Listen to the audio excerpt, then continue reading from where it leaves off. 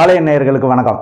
இன்னைக்கு நம்ம பார்க்க போறது என்ன பண்ணாக்க, இந்த கடலோர பகுதியில் இருக்கக்கூடிய மீனவர்கள், நம்மளுடைய அண்ணன் தம்பி இருக்காங்கல்ல, இவங்கெல்லாம் இலங்கை பகுதியில மீனுக்கு பிடிக்க போயில எல்லை தாண்டி வந்து விட்டார்கள், வலையை வீசி விட்டார்கள், போனில் பேசி விட்டார்கள்னு கைது பண்ணி கூட்டிட்டு போயிட்டாங்க. அவங்கள பூரா நாங்க காப்பாற்ற போறோம் அப்படின்னு இந்த தமிழக அரசு மத்திய அரசுக்கு நான் லெட்டர் கொடுத்தேன், கடிதம் கொடுத்தோம்லாம் சொன்னாங்கல்ல. அப்படிப்பட்ட மீனவர்களுக்கு ஒரு நல்ல விஷயம் பண்ணியிருக்காங்க. என்ன அப்படின்னாக்க, இதுவரைக்கும் வரலாற்றில் இல்லாதது. ஏன்னா இங்க எத்தனையோ ஆட்சிகள் மாறி இருக்கு. காங்கிரஸ் இருக்கும் பொழுது திமுக வந்தது, அடுத்து அண்ணா திமுக, அதுக்கடுத்து பல கட்சிகள் உருவானது. ஆனா முதல் முறையா ஒரு கட்சியுடைய கலரை தன்னுடைய படகுல அடிச்சதுக்காக இந்த கொடுக்கக்கூடிய மன்னனை, அதாவது மானியம்னு சொல்லுவாங்க, மானியம்ட்டு ஒரு குறிப்பிட்ட அளவு வந்து அந்த போட்டுக்கு மீன் பிடிக்க போறாங்கல்ல அவங்களுக்கு சப்போர்ட் பண்றது, அது வந்து அரசாங்கம் பண்ணுது. அது என்னமோ திமுக அரசே கொடுக்கிற மாதிரி தமிழக வெற்றி கழகம் விஜயண்ணனுடைய கட்சியுடைய கலரை அடிச்சுட்டாங்க அப்படிங்கறக்காக அந்த மானியத்தை கொடுக்க மாட்டேன்னு சொல்லியிருக்காங்க. ஏப்பா, நீங்க தானே கேட்டீங்க, மத்திய அரசு தமிழ்நாட்டுக்கு கொடுக்க வேண்டிய நிதி கொடுக்கறதுக்கு லேட் ஆகுது, இது என்ன உங்க அப்பன்ட்டு காசானு இப்ப அவங்க கேட்பாங்கல்ல. அவங்க கேட்கறது நம்ம காதுல விழுகுது பாருங்க, இது யாருடைய காசு அப்படின்னு கேட்கறதுக்கு வாய் கூசாம கேட்க முடியும். ஏன்னா எங்களுடைய வரிப்பணம். நீங்க திமுக அரசு கையில இருந்து கொடுக்கல இல்ல, எங்களுடைய வரிப்பணத்துல நீங்க எங்களுக்குன்னு மானியம்னு ஒதுக்குறீங்க. அது போக எங்க பேரை சொல்லி கடனை வாங்கி ஏற்கனவே வச்சிருக்கீல்ல, இப்போ ஒரு 4.5 லட்சம் கோடி அப்படி இப்படின்னு 9 கோடி ரூபா அதுல இருந்தானே கொடுக்குறீங்க. ஆனா அதோட விளைவு என்னாச்சுன்னு தெரியுமா? என்ன தொட்ட நீ கெட்டங்கிற மாதிரி அதோட விளைவு அந்த ஏரியால இருக்க அந்த கிராமமே அனைத்து போட்டுக்குமே தமிழக வெற்றி கழகத்தினுடைய கலர் அடிச்சிட்டாங்களாம். விஜய் அவர்களுடைய கட்சி கலர்ல அனைத்து மாறிடுச்சு. சொல்ல போனா அந்த கிராமமே தமிழக வெற்றி கழகத்துடைய கலர்ல மாறுதான். நீ மானியமே கொடுக்காட்டினாலும் பரவாயில்ல, எனக்கு ஒரு மாற்றம் வந்துச்சுன்னா இந்த மாதிரி ஒரு சப்பத்தனமா சல்லித்தனமான வேலைகள் அந்த மற்ற அரசியல்வாதிகள் இதுவரைக்கும் பண்ணதில்லை. என்னன்னா, அவர் ஏற்கனவே ஆட்சிக்கு 4 வருஷத்துக்கு முன்னாடி வந்தப்ப சொன்னார், ஐயோ இந்த நிர்வாகிகளால நைட்டு தூங்கி காலையில நிம்மதியா எந்திரிக்க முடியல அப்படின்னு, தமிழக முதல்வர் திமுக உடைய தலைவர். ஆனா அதுக்கப்புறம் கொஞ்சம் மறந்துட்டார் போல, கொஞ்சம் ரிலாக்ஸ் ஆயிட்டாரு. இவர் சொல்ல சொன்னதை விட அவங்க மீறி, அளவுக்கு மீறி ரொம்ப பாச போராட்டத்துல போறாங்க. ஏன்னா அதே மாதிரிதான் பாருங்க, இந்த உறுப்பினர் சேர்க்கை, ஓரணியில் எல்லாரையும் சேர்க்கிறோம்னு 70 வருஷமா சேர்க்காத நபர்களை இப்ப நாங்க சேர்க்கிறோம்னாங்க. சரி, அப்படி என்னடா சேர்க்கிறாங்கன்னு பார்த்தா நம்ம வீட்டுக்கு பக்கத்திலே தான் நம்மளுக்குமே அந்த அழைப்பு வந்துச்சு. நம்ம வீட்டுல இருக்கிறவங்களுக்கு என்னன்னா, 1000 ரூபாய் உங்களுக்கு வருகிறதா? ஆமாம் வருகிறது. ஓகே. 2வது கேள்வி, இலவச பேருந்தில் செல்கிறீர்களா? ஆமா செல்கிறோம். இந்த 1000 ரூபாய் நிரந்தரமா வேணுமா? ஆமா வேணும். இலவச பஸ்ல போகணுமா? ஆமா போகணும். ஓகே. 2 கேள்விகளுக்கும் வெற்றிகரமாக நீங்கள் பதில் சொல்லிவிட்டீர்கள், நீங்க கோடீஸ்வரர் அப்படிங்கிற மாதிரி செட் பண்ணி ஒரு அணியில் சேர்த்து விட்டோம். ஏடே புதுசா இருக்க அப்படின்னு பாக்குறீங்களா?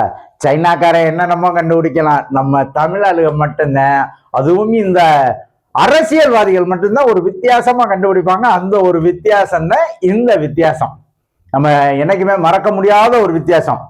ஏற்கனவே இருந்த உறுப்பினரா மறுபடியும் உறுப்பினரா, அதாவது என்னுடைய மகன் தான் பர்த் சர்டிபிகேட் எல்லாம் இருக்கு, இருந்தாலும் பக்கத்துல இருக்கிறவங்க எல்லாம் ஏதோ நம்மளை சந்தேகப்பட்டுருவாங்களோன்ட்டு மறுபடி போய் ஒரு அட்வொகேட் வைத்து, எப்பா இவர் என்னுடைய மகனாக நான் பத்திரப்பதிவு செய்கிறேன் அப்படிங்கிற நிலைமையில போய்கிட்டு இருக்கு. ஆனா அதான் சொல்றல, இது திமுகவுடைய தலைவருக்கு தெரியுமா, தமிழக முதல்வருக்கு தெரியுமா தெரியலன்னு தெரியல, கீழே உள்ளவங்க பூரம் கொஞ்சம் தெரியாம போய்கிட்டு இருக்காங்களான்னு தெரியல, சரியான பாதையில போறாங்களா அப்படிங்கிறது சந்தேகமா இருக்கு. அதனால அதை கொஞ்சம் கவனிங்க. இங்க மக்களுக்கான அரசியல்வாதி, நீங்க மக்களுக்கான அரசு அப்படிங்கையில ஏற்றத்தாழ்வு இருக்கக்கூடாது. அதுதான் சமூக நீதி. சமூக நீதிங்கிறது என்ன? இந்த ஜாதி, இந்த மதம், இந்த மொழிக்காரன் அல்லது இந்த கட்சிக்காரன் அப்படின்னு பாகுபாடு இல்லாம எல்லாரையும் ஒன்னா பாக்குறது தானே சமூக நீதி. இப்ப விஜய் என்ன சொன்னது, இந்த இடத்துல ஒரு கேள்வி வருது இல்ல, அன்னைக்கு மாநாடு போட்டப்ப கேட்டார்ல, அவங்க பாசிசம்னா நீங்க என்ன பாயாசமா அப்படின்னு கேட்டார்ல. இப்ப அந்த கேள்வி இப்ப நம்மளுக்கு ஒரு சந்தேகம் வருது இல்ல. ஏன்னா உங்களுடைய கட்சியை விட்டுட்டு வேறு மாற்று கட்சிக்காரர் அப்படின்னு அவர் படகுல பெயிண்ட் அடிச்சனால மானியம் நிறுத்தப்பட்டிருக்குல்ல. இல்ல நிறுத்தப்படல, அது ஏதோ பண்ணிட்டாங்கன்னா அவங்க மேல என்ன நடவடிக்கை எடுத்தீங்க? மறுநாள் ஏதாவது பேப்பர்ல நியூஸ் வந்துச்சா? கிடையாது. அப்ப இங்க என்னன்னாக்க உங்களுக்கு தெரியாம நடக்கிறது இல்ல, ஒருவேளை நடந்தாலும் தெரியாதது போல் இருப்பீங்க. இல்ல தெரிஞ்சிருச்சு அப்படின்னா நீங்க நடவடிக்கை எடுக்கணும். எந்த நடவடிக்கை எடுத்தீங்கன்னு தெரியல. ஆனா ஒரு விஷயம் சொல்றேன், விஜய் அண்ணன் முத அரசியலுக்கு வரைகிறதுக்கு முன்னாடியே அந்த படம் ரிலீஸ் அப்பே சொன்னார், இங்க இருங்க, உசுப்பு ஏத்துறவன்ட்ட உண்முனும் கடுப்பு ஏத்துறவன்ட்ட கம்முன்னு இருக்கணும் பண்ண. அவர் உஷாரா உம்முன்னு கம்முன்னு இருக்காரு. நீங்க தான் 8 மாசத்துக்கு முன்னாடியே பதட்டப்பட்டு எல்லாருக்கிட்டையும் உங்களுடைய பெயரை கெடுத்து இன்னைக்கு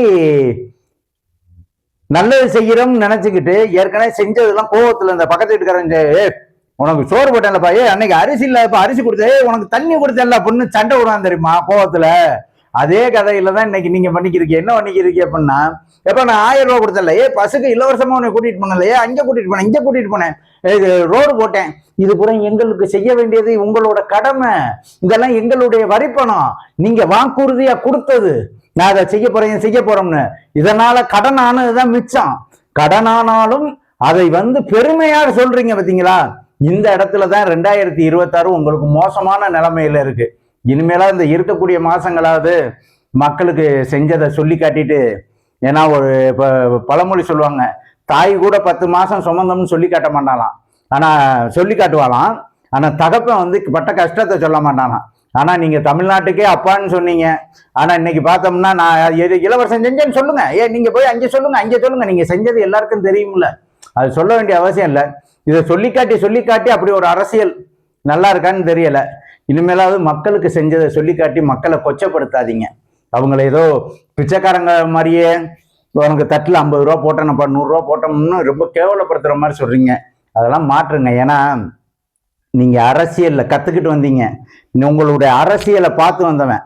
புராணத்துல இருக்கு, ஒருத்தன் அம்பு ஏறதுக்கு கத்துக்கிட்டவன் கூட சரியா ஏயலையான், தூரத்துல இருந்து பார்த்தவன் அம்ப கரெக்டா ஏஞ்சானா. அந்த மாதிரி அம்பு விடுறதுக்காக உங்களுடைய அரசியலை, அண்ணாவின் அரசியலும், கலைஞர் அவர்களின் அரசியலும், எம்ஜிஆர் அவர்களின் அரசியலும், ஜெயலலிதா அம்மாவுடைய அரசியலும், எல்லா அரசியலையும் தூரத்துல இருந்து பார்த்தவங்க. அப்போ ஒரு அரசியல்ல பல அரசியலை பல கோணங்கள்ல சிந்திக்கக்கூடிய இளைஞர் இருக்காங்க. இனிமேல் ஏதாவது 2026